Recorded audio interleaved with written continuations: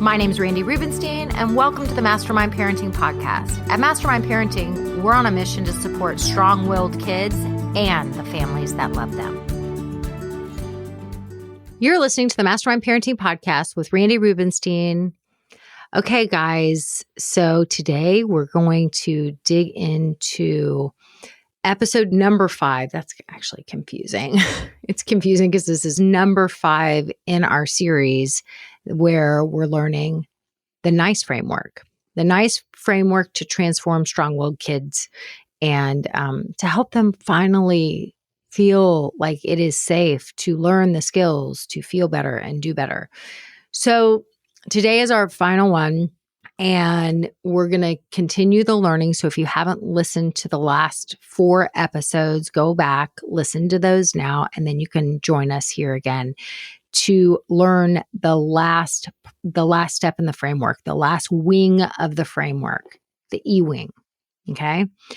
And the E-wing is usually where most people want to start when they come. They're like, well, would this be an appropriate consequence? The E-wing stands for enforce consequences. And most of us want to get straight to the consequences because we were raised with a punishment model. So when our kids are acting out in all these strong-willed ways, there's something in our brain. Quite often there's an invisible lie running through our brain that says, I can't let them get away with this. This is just not okay. I can't let them get away with this. And so unfortunately, what people typically do when that lie is running the show, running through your head, is you try to solve the problem in all the wrong ways, and the problem never gets solved. It just keeps getting worse, right? The strong-willed behavior just keeps getting worse. So your kid doesn't learn the skills that they really need to learn to turn the situation around. So when we enforce consequences, what I want to say is we do so sparingly. Yes, there are certain parenting professionals out there that I've heard that are like, no consequences, no consequences. I actually believe in consequences, but there's a little asterisk next to it, which is sparingly. We have to earn the right to enforce consequences. Okay. So as you've learned over the last several weeks, problems are quite often, like problematic behaviors quite often turned around when we, N.I.C.E framework, we assess basic needs, sleep, food, connection. When we taken the time to investigate all behaviors communication, and we bring curiosity to get to the root of our kids' behaviors, right? Investigate, I. Needs, investigate, I, right? So N.I. And then we communicate as firm and loving leaders, pack leaders. I like to say pack leadership because it's like, this is primal. We're pack animals as humans. This is our little pack. So we understand that the little pack people, they need us to come from a place of love, but they also need us to be firm at times, right? Like we're not putting up with monkey business. No, this is the way we do things. We're not adding to the drama. We're not fighting. We're not engaging in nonsense. We're not putting our bandwidth towards ridiculousness. This is the structure. This is the plan. Of course, we're going to execute on it without a bunch of drama, right? We communicate as firm and loving pack leaders. And this is how we clearly establish what our expectations are, what our boundaries / what our rules are. Really, boundaries is just another way of saying rules, right? These are the rules we live by. This is what is okay with me. This is what's not okay with me.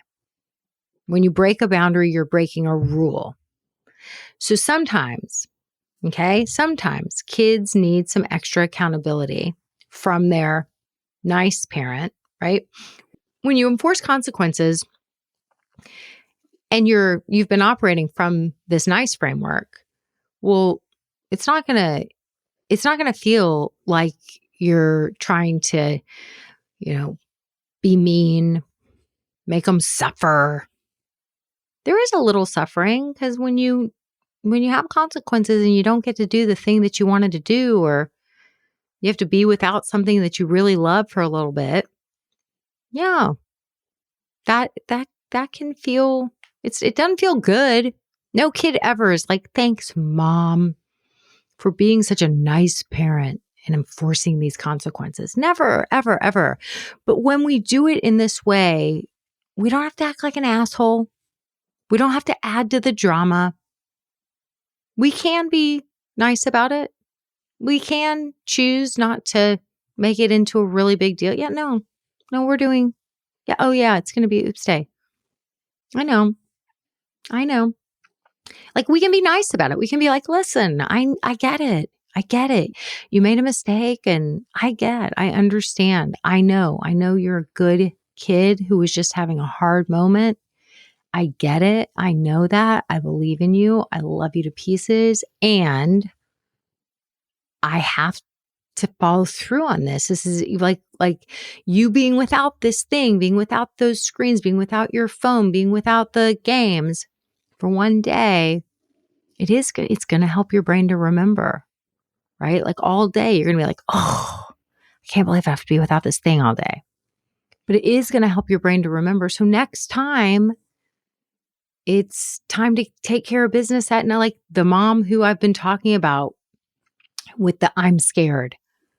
The mom, if she had to put down a boundary because the I'm scared behavior continued, even after she put her energy and her bandwidth on teaching her child, hey, you don't have to say I'm scared. You can just say, you've been working so much today, Mom. I want more time with you. Will you stay with me? Or can we take a bath together? Right? Like, if you keep doing all this I'm scared drama, then we're going to have a rule. There are going to be some consequences.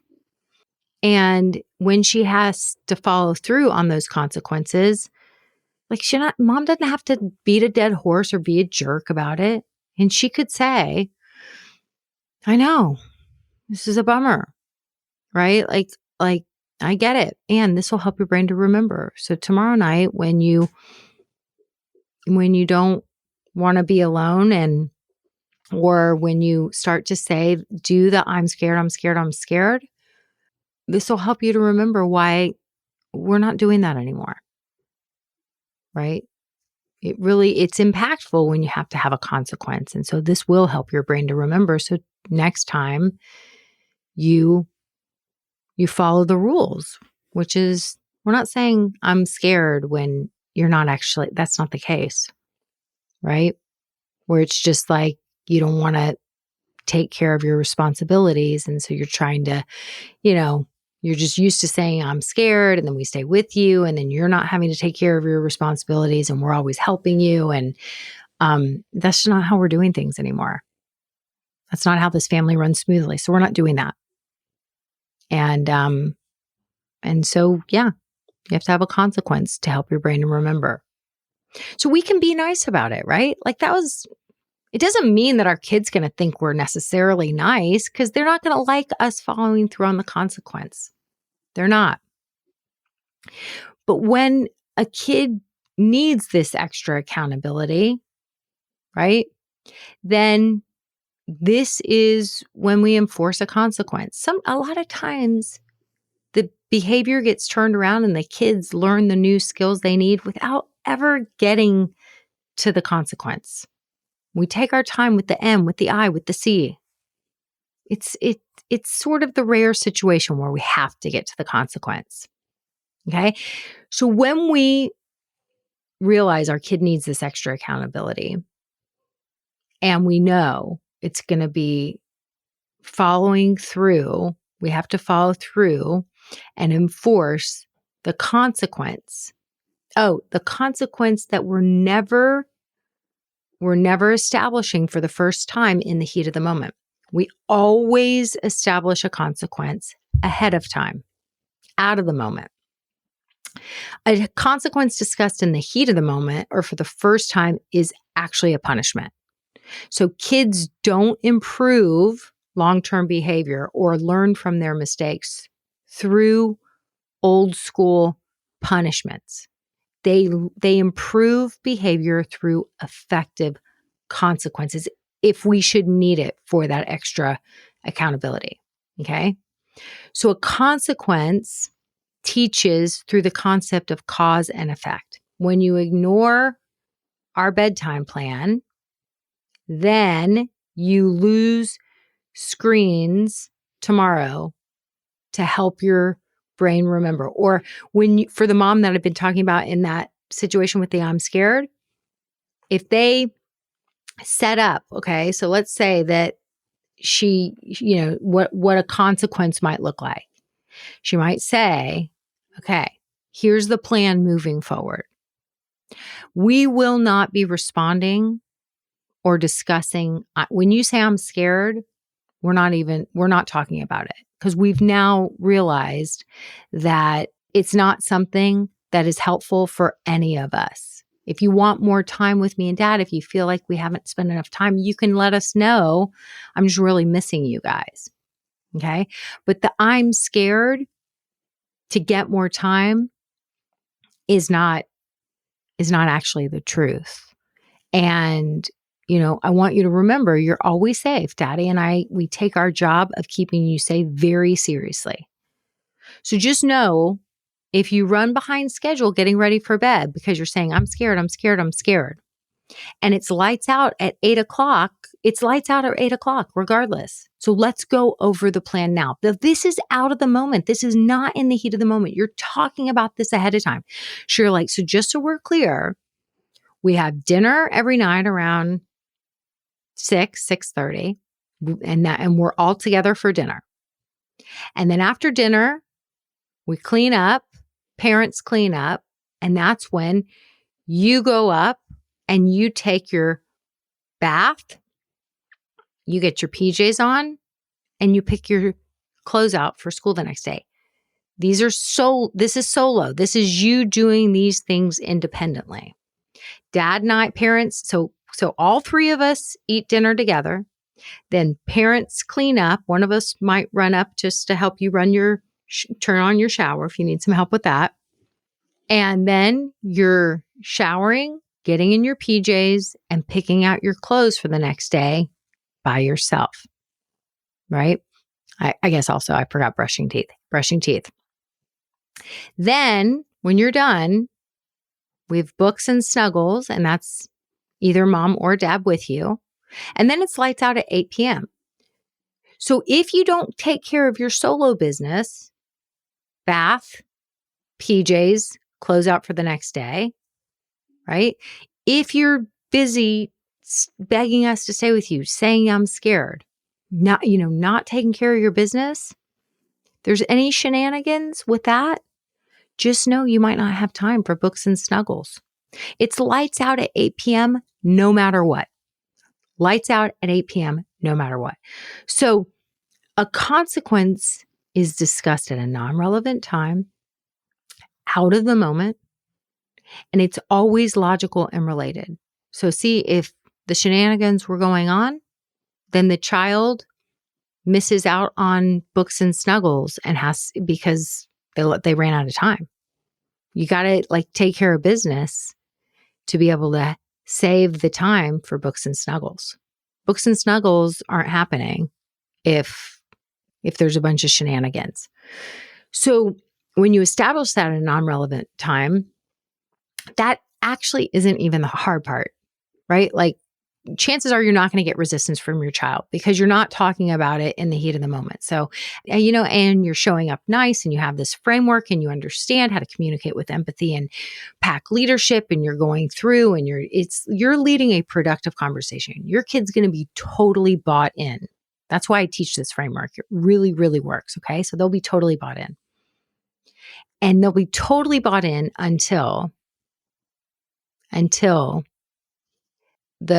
scared. You've talked about all this stuff, and now all of a sudden it's bedtime. It's time to get ready for bed. And the old pattern is here. Okay. It's happening. And now you have to actually follow through and do what you said you were going to do. Disengage, not respond to the I'm scared. Maybe remind, like, it's 8 p.m. It's lights out no matter what. Just remember, I'm running out of time, not in the bath yet. So following through when that, when it all goes, it's like the old pattern is here, right? Disrupting a pattern by following through on a consequence that you discussed ahead of time, and now you're actually having to follow through on it. It pretty much always blows, like always, right? I always tell parents, be prepared to lean into the suckage. And you're going to have to mentally prepare that you can do the hard things and that you can lean into the suckage. It's kind of like if you haven't worked out in 2 years and now all of a sudden you start working out again, or you meet with a personal trainer, like, you're going to be so sore. It's going to be hard to sit down on the toilet seat when you're like, okay, I did 100 squats and I haven't done a squat in, God knows how long.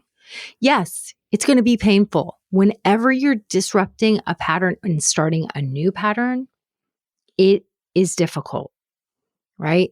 So we just mentally prepare for it. Yeah, of course.